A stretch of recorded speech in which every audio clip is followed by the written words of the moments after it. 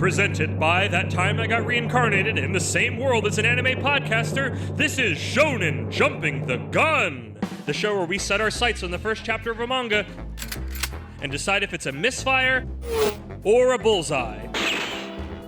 Let's see how many rounds are in this magazine.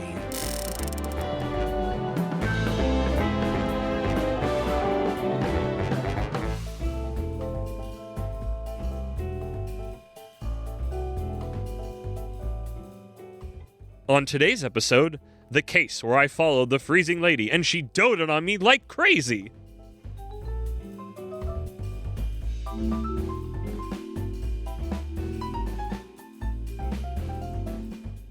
Welcome, everybody. I am your tireless servant, cleaning hearts and minds, Moxie the Ian, here with my frost giant with a heart of flame, Isekai Sensei Sama Brad. Brad, how you doing? I'm doing just fine. Thank you, Andre the Giant. Okay, boss. That's what he call people. We're very distracting now. Go, okay, boss. And we're covering, it's not an Isanines. No, but it's pretty close. But it's Isanines adjacent. I believe we are currently at the tail end, but not quite. Tail end. Teehee, future foreshadowing. Of the Weirdly Horny arc to celebrate our 69th episode. And I believe this was originally the one you wanted to do until you figured out 469 as an Isanine, until you figured out it was not actually an isekai. Yep. Even though it has so many of the trappings of an isekai. Yeah. Which is why isekais don't even need to be isekais to be isekais. That's fair. It's what a sentence to say out loud. That's why I get to read all the best stuff. Oh my goodness. As expected, this is a light novel adaptation. It is being adapted by Chiame Hareno. These names. This you mean Japanese names? They could be Japanese. I don't remember things that looked like that, shaped like that. This one's fairly recent. This you have marked down that this started December 23rd, 2024. Yeah.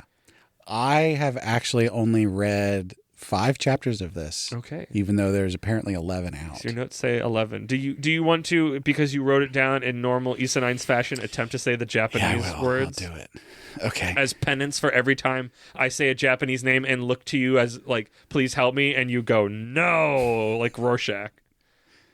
Hyoketsu Regio-sama will follow Shirata, Mecha Mecha Dekai, Saratashimata Ken.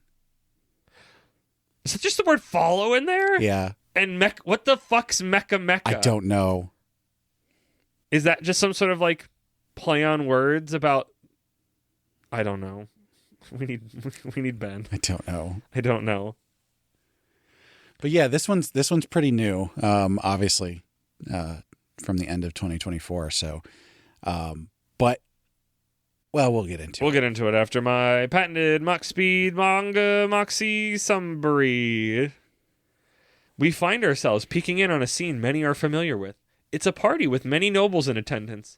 At a table off to the side, a young noblewoman stands alone, picking at the spread. She suddenly calls out in a harsh tone, "Call the chef at once!" Tsundere. It's a term used to depicts a character with initially harsh personality who gradually reveals a warmer, friendlier side over time. But what if that tsundere person is too shy to ever drop the pretense? Your summaries always give so much more like poetic meaning to this drivel you bring me. This isn't drivel. That was mean. This one's not drivel. But still, like you give these summaries so much more love and care than they deserve. The chef is brought. I mean, I guess you're having fun. It's a creative writing experience. Listen, I am of the opinion that if you're gonna do something, do your best. I've always lived by that. Due to the level of quality something is deserving. The chef is brought out in front of Alicia Osland, daughter of a duke, who, in spite of the obvious difficulties in doing so, stands upright with an imposing presence. The other guests at the party whisper rumors about her being a heartless villainess. Is this our first villainess manga? No, it isn't. I think we covered another one. No, I don't remember. I'm getting distracted. We'll talk about that in a minute. Alicia addresses the chef. What exactly were you thinking serving me food at this level? I hope you're prepared for what's to come. I'm calling my lawyer. No. The chef drops to the floor in Dogeza to apologize. The atmosphere is tense, but then the soft clack of footsteps breaks the silence. Standing next to Alicia, who now has a sheepish expression on her face, is Gray, her attendant. I just want to call him Gary. I'm going to call him Gary. Okay. He addresses the crowd and explains that Alicia was not criticizing the chef, but praising him. The crowd continues to protest, but Gary continues to explain that Alicia was saying that she wants to hire the chef for herself. And as evidence of all this, he points to the table where Alicia was, which is now completely empty. Those tables held food for 5 people, and Alicia was alone. So is that not proof that she loved the food? Alicia and Gary leave the party. Did she actually eat it? It was super unclear if she actually ate it. Enough food for 5 people. Because it's like very much like I just kept getting the sense of like, oh, it's like, oh yeah, yum yum, I ate it, but it's like I gave it to the dog, I put it in the flower planter, because like there's never any panel to show you that like even give you a little evidence that's what happened. It literally just sounds like he's gaslighting everybody. She stores the extra food in her boobs. I'm sure. Alicia and Gary leave the party as it seems that Alicia will be scolding Gary for overstepping his bounds, but instead she thanks him and tells him he's never allowed to leave her side. Gary is her attendant, but it seems he is also her interpreter, and she only seems to let her mask slip around him, albeit just slightly. So how did it come to this? Albeit. I'm having trouble reading still. How did it come to this? Gary grew up in the slums with his deadbeat father and older sister. His sister instilled in him a strong sense of chivalry. But once she left home, Gary had to contend with being alone with his father. It super reminded me of Dio and his father. Of just like drunk, messed up teeth dad going, I spent the money on booze. Gray, come here. Come here, Gary. No, move over, Dio. It's time for Gary Brando. After some time of dealing with their terrible situation, it comes to a head when Gary's dad steals the money Gary had been saving. I think he wants to go to night school. His dad uses all to pay off his gambling and drinking with debts. a K. Yes. Yeah, thank you. Very important to clarify in this scenario. Gary decks him in the face and leaves home. As he tries to figure out how to survive, he sees a want ad for servants at the Duke's Villa. You said wanted ad. Because he's wanted. Wanted! Isn't that what they're called? Are they want ads? Wanted. Attendant. I guess. Pretty sure that's what they're called. Okay. Gary is interviewed for the job by the chief butler, Maya, who is intrigued, which I guess she would be the chief maid. Isn't that how the verbiage is? Nope. They call her a butler? Yep. Cool. Which will become more relevant in just a second. Interesting. Who's intrigued by Gary and questions if he'd feel any particular way about working as a subordinate to a woman. Gary seems confused by this, as was I, and this is a little too honest about some other feelings he's having about her. But the two work things out, and Gary is accepted. Oh, yeah, you're right. Correct. You are also cleaning things from this summary. Maya gives a warning that Lady Alicia is difficult and to be careful, but Gary doesn't seem to think much of this. Gary meets the other servants and begins to work diligently until a scene straight out of an Otome isekai plays out. A maid gets startled and knocks over a vase as Alicia is walking by. They're also just chatting and bullshitting and not doing their jobs. That's an important factoid in that scene, I think. She sends the maid away with what seems to be harsh words, and all the servants are terrified. But Gary sees things differently. As he cleans up the vase, he explains to another servant that what he interpreted was that Alicia was telling the maid to quickly get her injury treated. He then comes upon Alicia in front of the door to the maid's quarters, accidentally eavesdropping on them, who are saying some unkind things about her. She runs off, and Gary sees that she dropped some ointment she was bringing to the maid who was hurt. I missed that. I did not see that at all. That was like 3 panels. I didn't notice. Later in the garden, Alicia happens upon Gary, and after a short conversation where Gary flatters the absolute hell out of her, Alicia gets flustered and tells him to keep doing his best for her. We then get to see Alicia rolling around in bed in her skimpy pajamas as she struggles to understand her newfound feelings for Gary. She also has her stuffed, is it a teddy bear? I think so. She has a stuffy of some variety that she's like, oh my gosh, I'm like a later teen and I'm still playing with this thing. What the fuck? It seems that in spite of her cold nature, freezing lady, she's really just innocent and shy. Gary doesn't know what he's in for, does he? I think the thing that I wanted more than anything is that, and I guess maybe like that's on me for missing the ointment, is a slightly better visual showing that what he's saying is true, because it constantly just feels like I'm being gaslit as a reader. Really? Because I'm not being shown evidence that what he is interpreting is actually true, and he's not just... I mean, like, he believes it, but collectively to the world, it still sounds like he's bullshitting. Because it's like, what does it mean that she was complaining and then ate all 5 things of food, like plates of food for 5 or enough plates of food for 5 humans in the time in between that nobody saw her do that? And it's like, why didn't I, as the viewer, and not necessarily anybody at the party, not see a lick of that? Like, it just made me really mistrustful of, like, literally everything. But again, you said complaining. But is anything she said an actual complaint?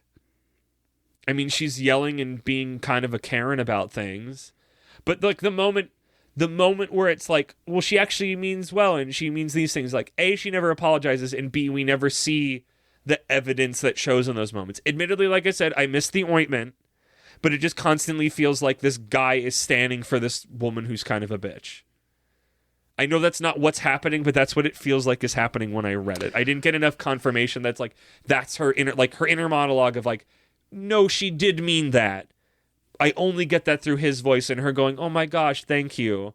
But I don't get to see it. Like, I need confirmation that it's not just, he's Bebop bullshitting. I can see where you're reading that if you're not paying too much attention. Because I think all the clues are there, especially if you'll notice that, like, when he is actually speaking to other people and saying what she actually means, she's standing behind him, like, embarrassed. You know, she's blushing and everything because he's saying her feelings out loud, and that's embarrassing. Like, the reason she acts like that is because she's shy, and so she's putting on this mask of, like, haughtiness. I mean, yes. But, like, there's so much stuff we're described of, like, it's a wonder she's a royal because she's messed up all these connections. The place itself has such high turnover because she's mean to everybody. Like, it's really hard to square a lot of other evidence we're told with the little scenes we get where only this one guy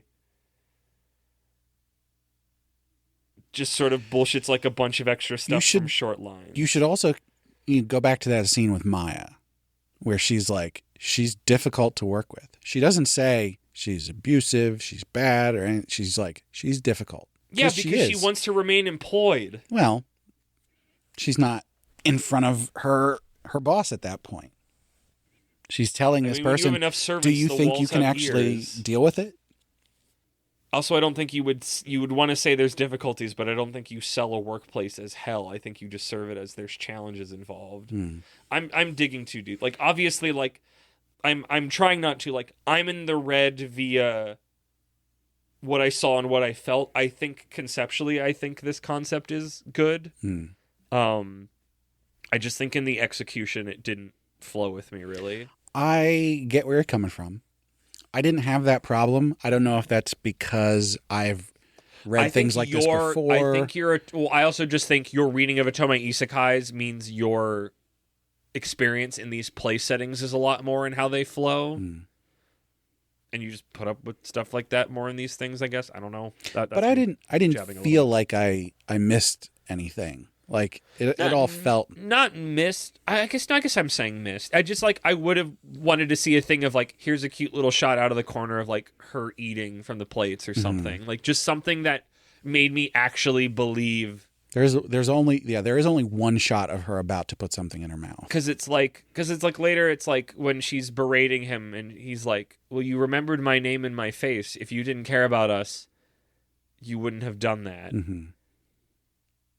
And I don't think I ever got sold on the idea of that's how she felt necessarily. Like, I know she says that and she's like, oh, thank you. But I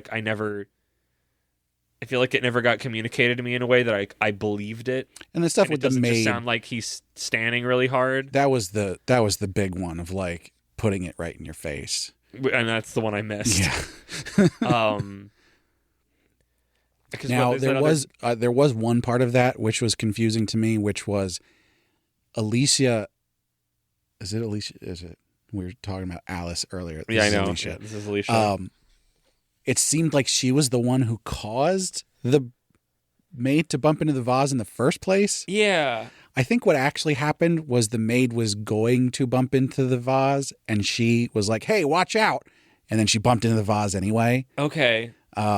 But that part was a little unclear. Yeah, it's like, that's the thing. It's like, this could be... Brad, this manga could have been a little more clear. A joke for no one but us. Isn't that such a lovely phrase to have? It's called an inside joke. You think I'm saying a regular sentence, but in fact, I'm saying more. As opposed to an outside joke. Correct. Which is other running jokes we've had on this series that you as a listener probably know about. And if you're really into big boobs, once again, this is another one. This is another one where there's a lady with huge tracts of land. Yeah. And the Maya, the head butler, she's got big ones. What's too. the deal with that? Or is that not something I know yet? What? You made a point on when I said, is she not head maid? And you said butler, and then no, she's specifically introduced as the head butler. Okay, I thought you said there was like something else there. Well, because then she's like, "Are you okay working under a woman?" Oh, yeah. As in to say, like, I thought that was there would be are a you head okay maid working under Alicia, who's under Actually. Okay, I read that as that more she than was like talking you're about working working under me. Yeah. Okay, interesting. Because he's most directly working with Alicia, right? But that's also because like he kind of not to start though. You're right. But you would have a head maid, and all the maids would be under that, and the butler is the chief butler is above the head maid, but doesn't generally directly direct the maids. Yeah. But the chief butler in this case is a woman. Is doing the job of the butler and the maids. Yeah. So a Bon Clay situation. Yeah. It's Mr. Two over here. And all of that is to be said that the fact that she's in this position is weird because a butler would never be a woman in this aristocracy setting. Strange, but okay. Yeah. So, although there's been other series that have the butler is a woman, and those are always great. They're always dressed in like a pantsuit, and they're like hyper capable. And heck yeah, that's what I want. For a while, I mean, again, I've only read 5 chapters of this because that's all that I can. I could have sworn there was going to be a thing where Maya was actually his sister, but that's not what it is. Okay, yeah, I guess because there's a thing you didn't capture in the summary because it wasn't super important that it's like his sister wants to become royalty, and it's like there was like a flicker of like, is this all a front and this Alicia is just his sister and that's how they have this connection, it's not actually romantic, and then it's like, no, she died or she left, like this is clearly somebody else, and like maybe that's a dangling plot thread at some point, I don't know, but it's like I think that's what's supposed to set up like him putting up with royalty, bitchy royalty.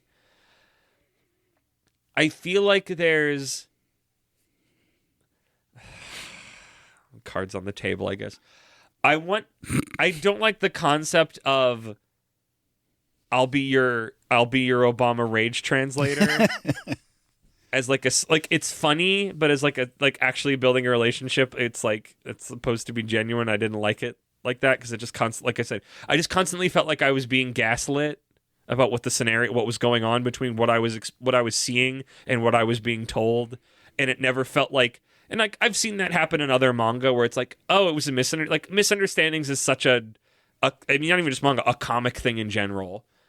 But I just never felt reassured that what I was being told is actually what was happening. I'm going to say something right now. This is I'm not meaning this as an insult. You're free to insult me for being an idiot. I think this had a lot to do with your reading of this and the whatever mental state you were in at the time. Because I think you missed a bunch of stuff. I don't think I was locked in because I was not...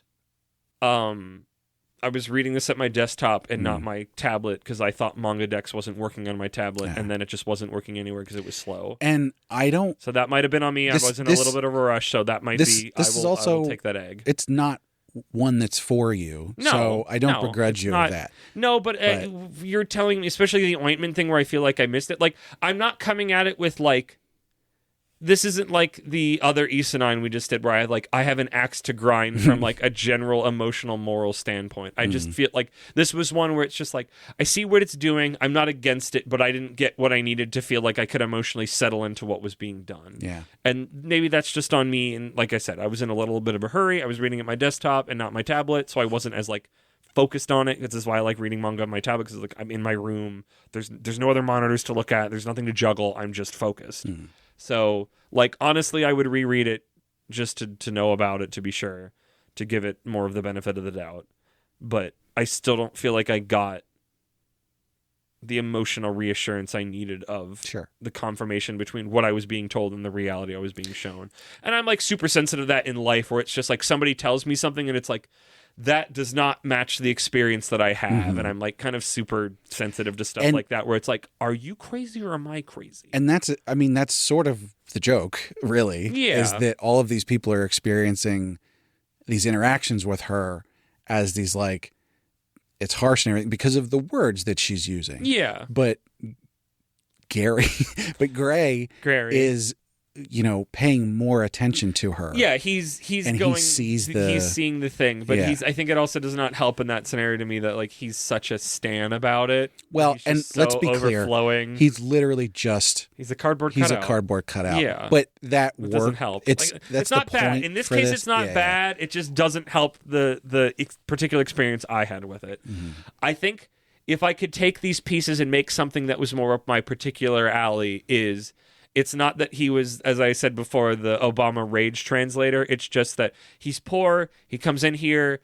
His lead, that is this person, is like this haughty woman who's like kind of bristly about things. Like is tsundere, and just through, less comedic specificness, like caring and just being so good at cleaning. So like they make a point that he's really good at it. Like, he kind of gets through her bristles and they start forming a pair. Like that does continue the whole, like, he's actually really capable as a servant. I like that. I think I just don't. I know it's like the gimmick of the manga, but I just don't like the rage translation thing. I just want it to be like, she's kind of prickly, but she has like, she's prickly, but she has her reasons, and specifically with him, like, because it's like, I am a fan of the tsundere, where the person comes in and they let the walls down for that one. Well, and that's the thing, and I wanted to highlight that at the beginning of the because I do like that. Is like, yes, she's a tsundere, but like missing the part where she like lets that go. Yeah, maybe which is also basically I want a little bit joke. more time to simmer on it, but also it's like, this is what we're doing. This is the gimmick. Let's get to the gimmick. I can't begrudge rushing to the fireworks factory. And this is one where I would be like, you should definitely read more of this, but the first chapter gives you the whole story. So it's like, you can't really go farther than that. So is it just more scenarios? Yeah, but obviously new and different scenarios. Could this work about the same as a 4-panel comic? I could see it in that way. Maybe 8. A lot of the actual story of this is the two of them sort of dancing around each other, with Alicia not understanding her feelings for him as the only person that understands her. I guess besides Maya. Maya sort of understands. It's a Shaft situation. And Gray just completely not understanding that Alicia loves him, which is a normal trope. But also, it does sort of make sense here because of the way he sees her. Yeah. Because the one thing that she's trying to explicitly communicate to him clearly is the one thing he's not picking up on. Right. Yeah, it's like these are sets up for jokes. Like, I feel like this would have more legs. Not visually, but like... Oh, there's plenty of legs in this chapter. Auditorily as like an anime. Because I feel like this delivered by actors would give it a lot more... Yes. The bit would have a lot more juice because it would have sound and comedic timing and emotions involved. Lots of boing sound effects. I think that would... I just want to be clear. Like, we're in the weird horny arc. Shots that she has massive tits. Did they talk about him at all? No. Okay. But yeah, I don't know if it would like... I think it would improve it. I still don't think it would be my cup of tea, but I do think it would be improved by voice acting. Maybe like a motion comic that's voice acted. I could see that, maybe. I think it just needs tone and it needs timing, like comedically. Yeah. Which I think is technically there, but I think when you can actually give it time, like, it's not one that... I think that sort of goes back to what I was saying about the way that you read it versus the way that I read 100%. it. And like I said, like, genuinely, more so than other times where I said I'd read more, or like I think in this case it's like, I'm going to reread chapter 1 and talk to you specifically about it and make, like, this is one where it's like, I should make good on this. This isn't like, okay, I'll put my, like, this isn't like, I'll put my money where my mouth is. This is like a, clearly from your summary and description, I missed major details that would have fixed some of my problem. moving forward through the chapter that I do still think I'm justified in the food scene, because that was the one where I was just like, did she eat it? Like, no, there's that's a fair. Like, yeah. I kind of started tipped off from that one, and then the one time I was given reassurance, I missed it because I was the way I was reading it. So you were justified in your take on it. The food one is definitely one where it's just like, you got to take their word for it. Look at her facial expressions, that kind of thing. But just like having that out of the gate as your first one is just like, that's the one I think you want to be the most clear. Yeah. That you're not being bullshitted, which I think from all of the things it points to is you're not. Yeah. But. So I really love this. This is one of the ones where I have to, like, as soon as I see a new chapter drop, I'm like all over it. Wow. Okay. I like the tsundere characterization, generally speaking. I'm usually not super into it, but this one in particular, where it's like, yeah, she never drops it. She's a tsundere, but only when Gray is with her, because of the fact that he's interpreting it. I don't know. There's something that's about that I find so funny. It's a dynamic for you. Yeah. I get that. So I guess we should say the art is like pretty good. It doesn't have its own unique style or anything, but it's workman-like parentheses respectable. It's very detailed. Sometimes it's workman-like derogatory. And this one's workman-like respectable. Respectable golf club. So yeah, I mean, if you're sensitive to art, you should be fine with this. If you've got an upset tummy. What else? I mean, you already kind of put in my head of predicting the future as like, this is a series of scenes more than it is. Yeah. But the bones in between are their relationship. Yeah. But there's not like a bigger political intrigue going on. Yeah, yet. well, I think there's probably going to be something at some point. Because again, like, I'm only 5 chapters in. I can't really go, there's this grand, there's the Duke. There's this big subplot going on, or this, B plot that has to do with the royalty and all that. And it's like, I don't know. I would think for this to have legs, it would have to. There would have to be something else going on rather than just she gets vignettes. involved in politics unless he gets involved in politics, and then. I mean, that would be hilarious. I continue to come back to Obama Rage Translator. She's in like a council meeting with all the other nobles or whatever, and she's like saying all this awful stuff, and he's like, "Well, actually, what she means." But does that does that? I guess that's, you said with other things, but I feel like if that's the only note it has to play, like. I don't know. Yeah, like, I guess I agree with you. I think it needs more. I feel like that would get tiring really quickly. Yeah. But that's me. I get tired of things very quickly if they are all the same note. And yeah. I want more clear. I want it to be more clear. I want less being confused. If it was more clear, then the people around her wouldn't be so terrified. I want it to be more clear to me, the reader.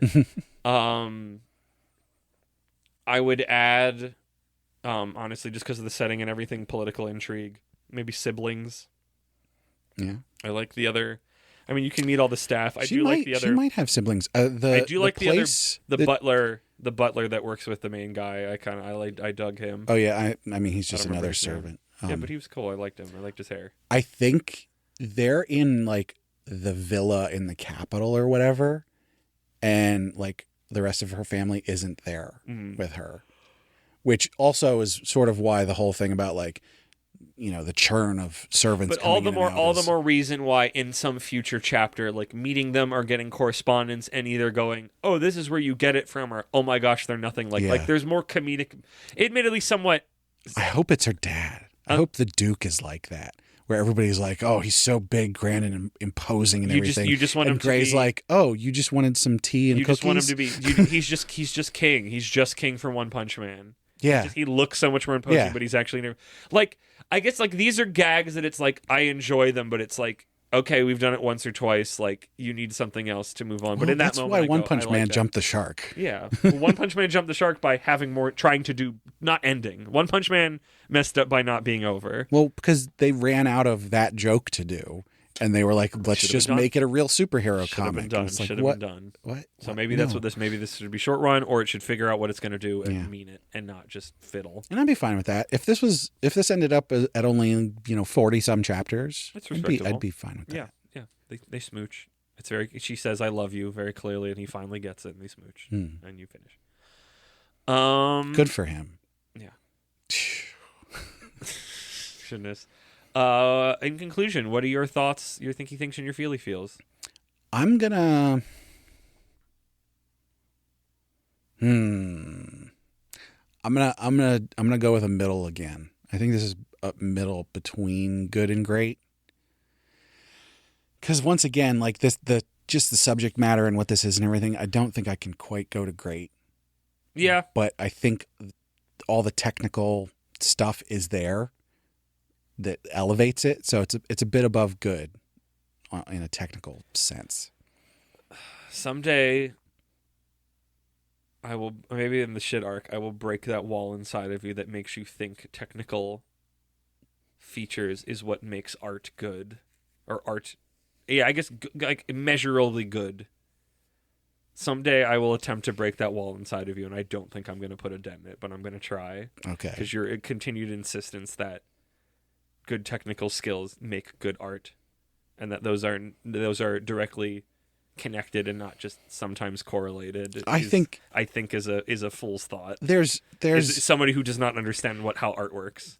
At this level, the technical part of it is important. Okay. When you get up to above great, into amazing and beyond, like, yes, then you're correct. You need just the technical ability is not even close to enough to get it to that point. Well, you don't need it. It can get it to a level. Right. Not to get this tangent that's probably its own episode, but like it's not great art doesn't need to be built well to be great art. Yeah. It's the weird thing about art. You could spend years of your life slaving away at a masterwork, and it still could not be as meaningful as a vine somebody made within an hour. Yeah.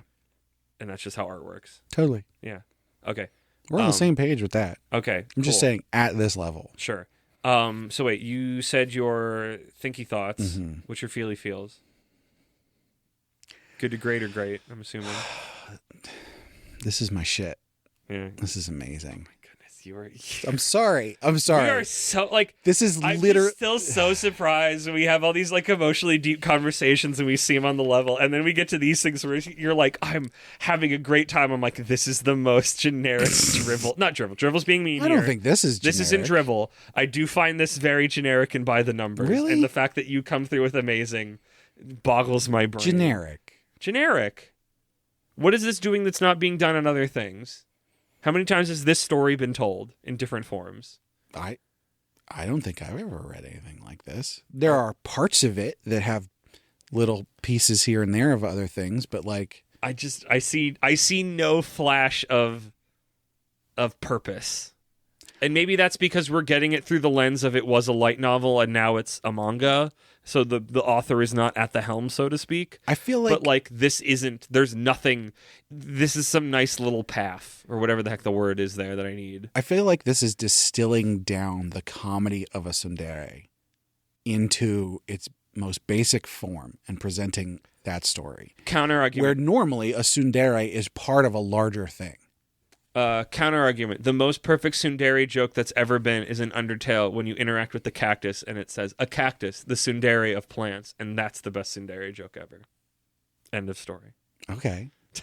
No reaction. No sell. He doesn't give a shit, folks. This is a manga, not a video game. It's a piece of text that can go anywhere.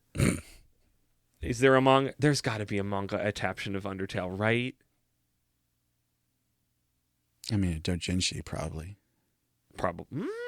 Yeah, I'd be curious what Japan... Tangent for afterwards. I think this is good. Parentheses, okay, boss. As Andre the Giant would say. That's fair. I feel this is fine. Okay. I know some of that is admittedly on my own reading, but I think even if I got it fully clearer, I don't think I'd be that much further up than that. I don't think this is for everybody. Fine, parentheses with an inch to grow and no further.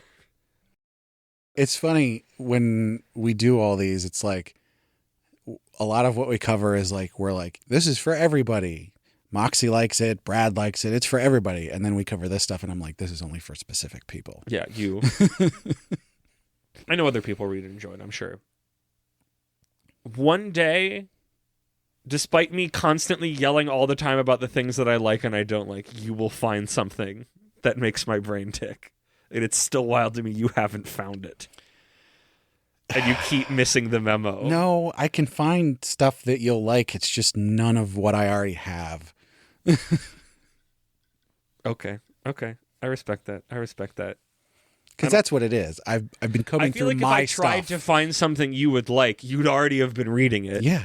Because I don't know where to look for that stuff. Exactly. I'd have to dig into Manga Plus in series that neither of us have found and go, what about this? This looks like a light novel. You'll like it. No, you know what you do? You go ask Spubby.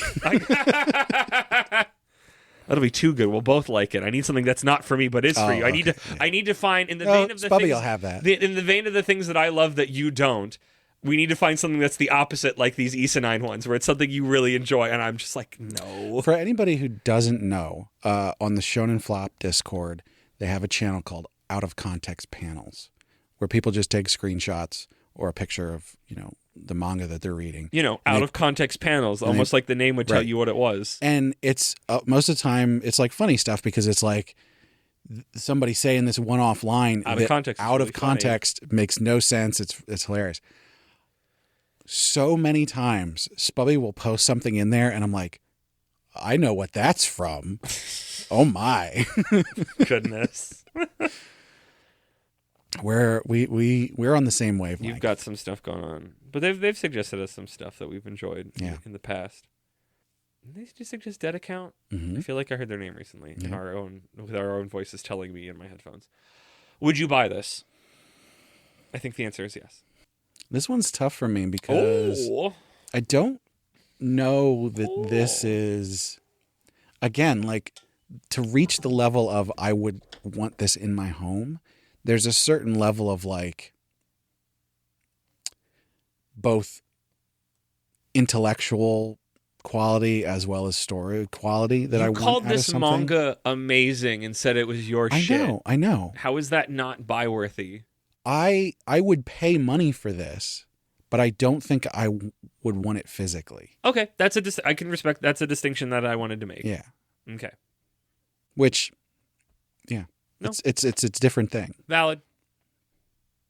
No. Of course not. I didn't even want to say it out loud. You knew, Brad. You knew, listener. You understood. You listened. I would hope you listened to the episode if you made it this far and understood where we were at. Nobody thought differently. No. If you did, come on Discord and tell us why. High Noon? I don't think.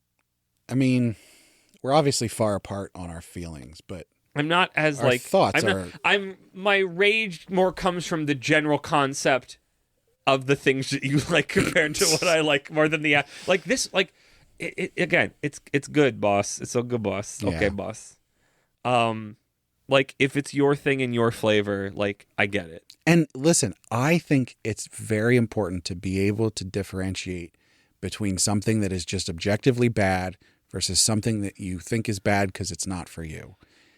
And the fact that you are able to do that makes me very happy. I think it's okay. Like, think this one, I think the pieces there, I just wish it was more, even if it was tuned up, I still don't think it would be for me. Right. But I just wish it was more tuned up. Yeah.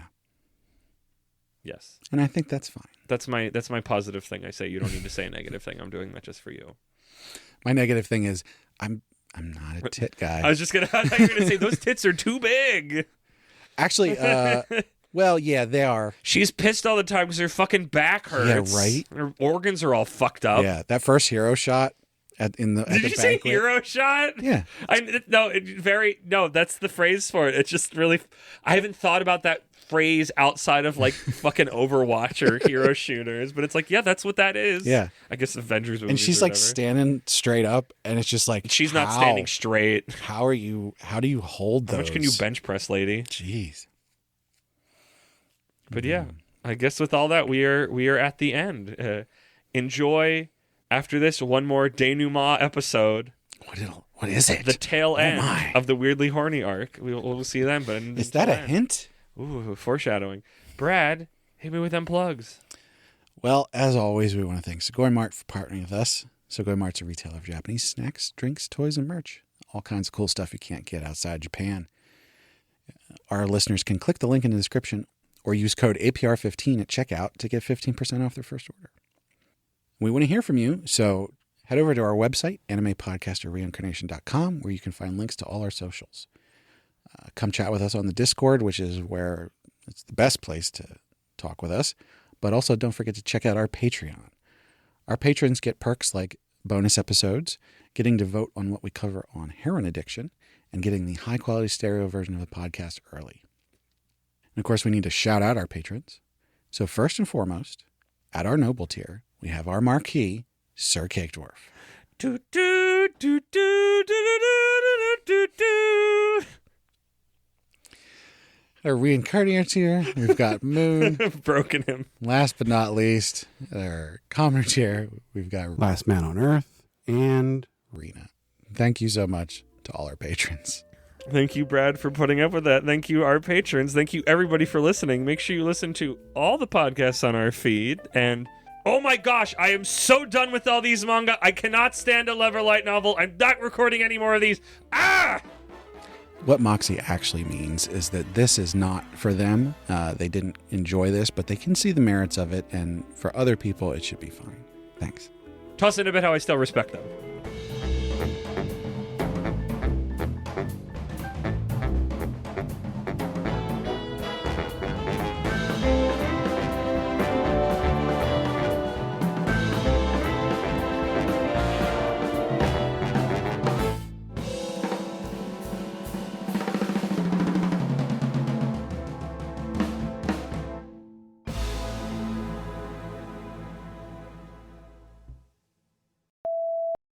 I feel like there's got to be a better translation of that. Of what? The name of this. The case where I followed the freezing lady and she doted on me like crazy. I think doted is such an interesting word to find in there, though, isn't it? I think there's not a better one because of the fact that it's so new and there's like no official English or anything. I would have said chilly, at least. Because it's like the idea like she is cold. You just cold lady. While we're still being like not like artsy about it. While we're translating and not like localizing. It would be something where it was like, I'm the cold Duke's daughter's attendant, but she dotes on me like crazy. Or something like that. No, but I feel like it's important. Why is it the case where I followed? Know. Like, I feel like freezing lady is important to be like, she is a tsundere. She is cold normally.